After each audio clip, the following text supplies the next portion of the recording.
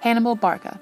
In 15 days he marched through the rugged, unknown mountain passes with his enormous army of diverse origin and language, and his 38 war elephants, a heroic feat which has captured the imagination of historians and poets alike. His war tactics and military mindset captured the minds of generals young and old. Hannibal has set the groundwork for development in aggressive military action in the classical period of the Romans that gave us the history we have today. Additionally, his military strategies were carried through the centuries to our modern military and were based off of his historical advances in military warfare.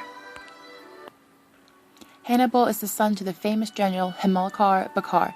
His father made him solemnly swear to the hatred of Rome. The men took him in because of his bravery, endurance, simplicity of life, and the willingness to share all hardships with his troops. Much of his upbringing affected his future role as commander of the only army in history to bring the Romans so close to falling to their knees.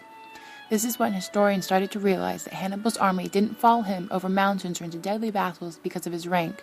Rather, they followed him because of the examples he set in the very beginning. They trusted him because he would not ask them to do anything he was not willing to do himself. And this is the key point in what connects Hannibal to generals of our time.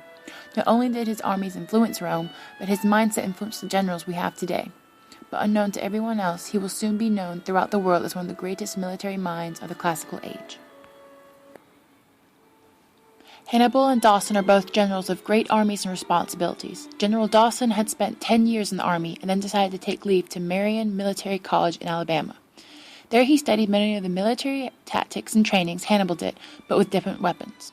Throughout the year, Dawson had to write many papers on military fractions, in which one said, "In most of my papers, I have to admit, Hannibal was probably in every single one of them."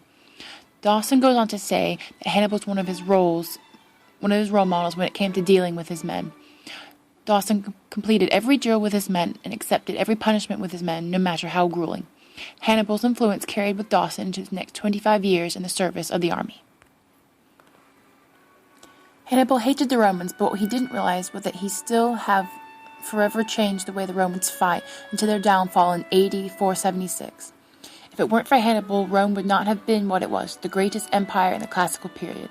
The Romans later realized that in order to overcome Hannibal and its extraordinary army, they were going to have to change their military attacks. Hannibal is known all over the world and through the centuries for the crossing of the Pyrenees Alps.